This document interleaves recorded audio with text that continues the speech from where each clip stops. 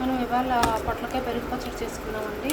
దానికి మనం ముందుగా ఏం చేయాలంటే పొట్లకాయలను బాయిల్ చేసుకోవాలి. కొంచెం లేత పొట్లకాయ అయితే డైరెక్ట్ వేసుకోవచ్చండి, కానీ మనకి బయట కొనేవి మనకి లేతవి రావట్లేదు కదండి, కొంచెం దీనిలో ఉంటున్నాయి. సో అందుకని ఒక విజిల్ వచ్చేటట్టు మనం పెట్టుకోవాలండి. కొంచెం వాటర్ యాడ్ చేసుకుని పొట్లకాయని ముక్కల కింద కానీ చక్రాల కింద కానీ కట్ చేసుకోవాలండి. కట్ చేసుకుని అందులో మనము వాటర్ అంతా రిమూవ్ చేసుకుని ఉడికిపోయిన ముక్కల్లో మనం కర్డ్ యాడ్ చేసుకోవాలండి. కర్డ్ కానీ లేకపోతే చిక్కగా ఉన్న పెరుగు కానీ ఇవి ఎలా చేసుకోవాలండి, ఇలా వస్తుంది మనకి. సో ఇప్పుడు మనము ఒక తవా పెట్టుకుందాము, ఆయిల్ పెట్టుకుందాము. ఆయిల్లో మనము మెంతులు, మినపప్పు, ఆవాలు పోపు వేసుకోవాలండి.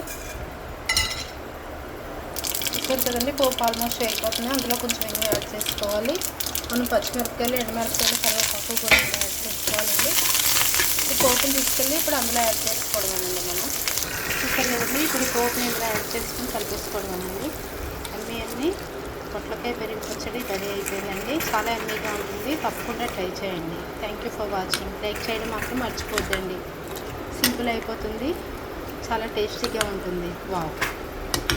యాక్చువల్గా హ్యాండ్ తోటి అయితేనే మనకి ఎండుమిరపకాయలు అవి కొంచెం చిరుగుతాయండి.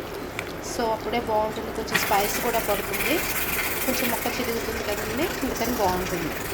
తప్పకుండా ఇలా ట్రై చేయండి. థ్యాంక్ యూ ఫర్ వాచింగ్ అండి. వావ్!